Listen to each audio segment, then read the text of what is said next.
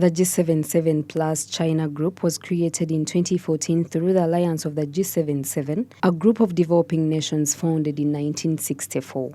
The G77 Plus China is a prominent platform for resolving economic inequalities and advancing sustainable development. It is made up of a diverse group of states, including 134 developing nations from Africa, Asia, and Latin America. The fact that Uganda was chosen to host this renowned event is evidence of its expanding prominence on the world scene. The country has won praise for its dedication to promoting economic growth and its diplomatic initiatives in Africa. G77 plus China is the biggest negotiation group at the UN with a membership of 134 member states of the UN, having been established on the 15th June 1964. It derived its name from the 77 original signatories to the joint declaration of the 77 developing countries issued at the end of the first session of the United Nations Conference on Trade and Development, normally known as UNCTAD, in Geneva.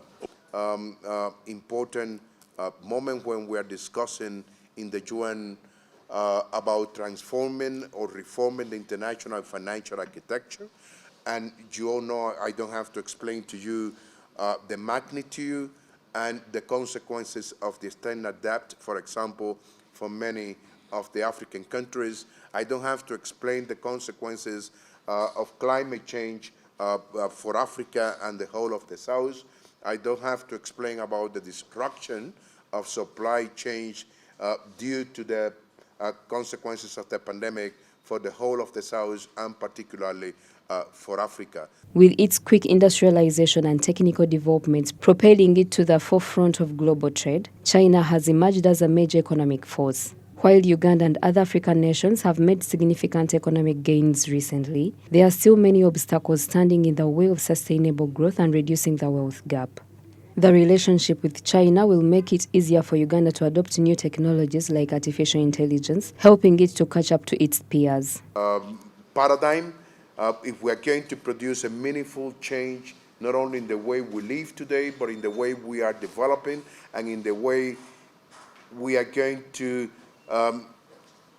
leave for our future generations, to our sons and grandsons, a better society, a more equal society, that they don't have to go through the hardships that we all have gone through. That would have to be based on science, technology, and innovation, and that would have to be based on digital. We are in the era of artificial intelligence. That is going to be dominant.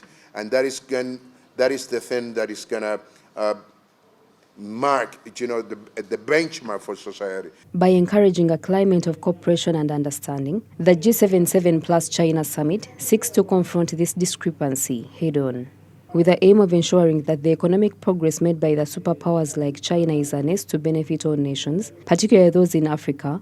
The event will promote debates on important subjects like trade, investment, infrastructure development, and technology transfer. Of the world population. And that is not only numbers. That has a lot of meaning, and that has also a lot of political meaning. So, which means the most important market would be in Africa. And that is key. And you should not allow that market to be robbed from you. That market should be developed by Africans and led by Africans. With the global community's eyes turning towards Uganda, the G77 Plus China holds the promise of a new era of economic collaboration and shared prosperity. As the world grapples with the challenges of the 21st century, this gathering provides an opportunity to bridge the gap between powerhouses and developing nations, paving the way for a more balanced and inclusive future. Naomi Mutumba, Smart 24 TV, Business Today.